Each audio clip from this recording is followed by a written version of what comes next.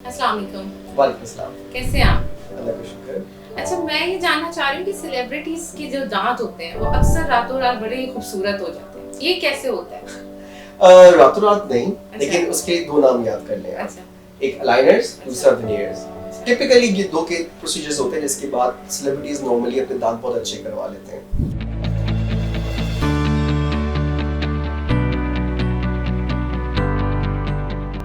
अच्छा, ये दोनों प्रोसीजर्स हैं क्या?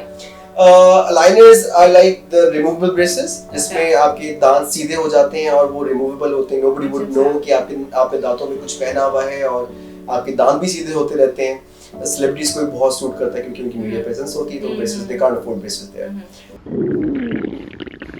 लगता है बाजार के खाने बहुत खाते हो। जी डॉक्टर साहब। मैं ये मेडिसिन प्रिस्क्राइब कर रहा हूँ, वो आप ले लेना। अब कोई भी मसला हो तो मरहम से डॉक्टर की ऑनलाइन कंसल्टेशन बुक करो, क्योंकि डॉक्टर से बात होगी अब घर पर। दूसरा जो ऑप्शन है, जो स्टेप है, वो है विनियर्स का। जब एक दफा दांत आपके सारे अलाइंड हो जाते हैं तो फिर वो विनियर्स करवाते हैं। Typically not all of them, लेकिन मोस्ट ऑफ देम जो है ना विनियर्स करवाते हैं।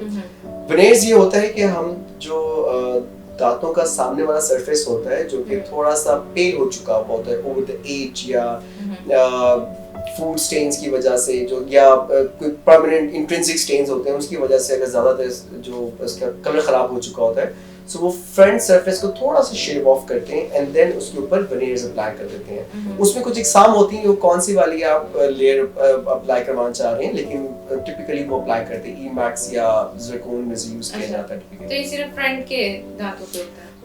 That's up to you. आप जितने मर्जी करवाना चाहें, since it's a very it's an expensive procedure. So typically normally जो patients होते हैं वो afford करते हैं सिर्फ front teeth पे, और कुछ कहते हैं कि हमें पीछे भी कर दें, लेकिन सामने वाले जो है ना वो ज्यादा important होते हैं। तो ये क्या परमानेंट है? Sort of permanent, yes. But इसके बाद आपको उसकी केयर भी करनी होती है। केयर? हाँ, केयर ये है कि आपने अपनी हाइजीन का बहुत ख्याल रखना पड़ता है। एवरी 6 मंथ्स डेंटिस्ट को चेक करवाना होता है, कोई इशू तो नहीं है। वैसे तो सबको ही करवाना चाहिए, चाहे विनियर्स हो या ना हो।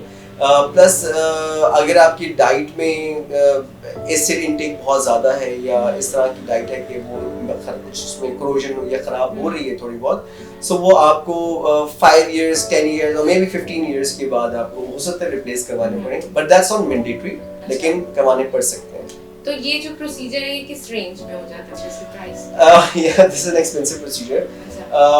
I can't give you a number, लेकिन आप अपने ये बात समझे कि ये per tooth between 15 to 45,000 cost करता है per tooth.